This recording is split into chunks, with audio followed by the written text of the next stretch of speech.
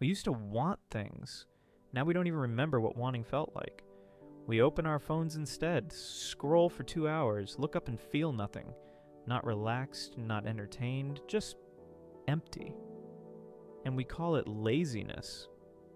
But it's not laziness. It's something studies are now calling brain rot, and nobody warned us it would feel this quiet. Welcome back to Bear. This is the part nobody puts in a motivational video, because just get disciplined doesn't work when our brain itself has changed. So let's actually look at what's happening to us. Not with shame, with honesty. Here's the part that surprised me. In 2004, researchers measured the average human attention span at 2.5 minutes. That's how long the average person could focus on one screen before switching. By 2012, that number had fallen to 75 seconds. Today, multiple studies measure it at under a minute. That's not a small decline. That's our attention collapsing by more than half in 20 years. And it's not because we got weaker. It's because everything around us got engineered to interrupt us. The average person checks their phone over 200 times a day. 200 times. And that's roughly once every 5 minutes we're awake. Every check is a small hit of dopamine. Every short video, every notification, every refresh. It's training our brain to expect a reward faster and faster. And once our brain gets used to that speed, anything slower starts to feel unbearable. Reading a book, finishing a task, sitting with a single thought. We're not lazy. Our brain forgot how to wait for a reward. And ambition? Ambition needs patience to survive. We can't dream about a future we can't sit still long enough to imagine.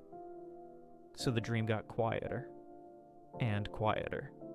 Until we stopped noticing it was gone. I know this because I lived it. Hours disappeared into a screen and I couldn't tell you what I watched. Goals I used to talk about, I stopped mentioning them. Not because I gave up out loud. I just stopped bringing them up. That's how passion dies. Not in one dramatic moment. In silence. One scroll at a time. And here's what makes this harder than past struggles we've talked about on this channel. When we lost a battle like we talked about in episode 3, we could feel it. We knew something was wrong. But this one doesn't feel like a loss. It feels like rest. It feels harmless. That's what makes brain rot different and more dangerous. It doesn't hurt while it's happening. So let's talk about what actually helps. Not a 12-step plan. 2 things. First, we make ourselves bored on purpose. 10 minutes a day. No phone, no noise, nothing to scroll. It will feel unbearable at first. Some studies show that even a short break from constant notifications, about a week of reduced phone checking, leads to a noticeable drop in how scattered and stressed we feel. That discomfort in the first few days isn't failure. It's our brain remembering how to sit still. Second, we pick one small task we've been avoiding, not because it's important, because finishing anything, even something tiny, reminds our brain that effort still leads somewhere. That's the whole game. Not motivation, repetition. We didn't lose our ambition. It's not gone. It's buried under months of content neither of us can even remember watching. This is Bear. We don't fix this by hating ourselves for scrolling.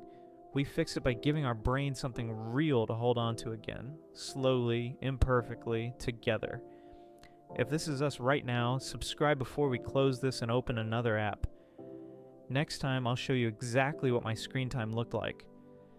And what changed when I cut it in half. You'll want to see that one. Bear. Strip it down.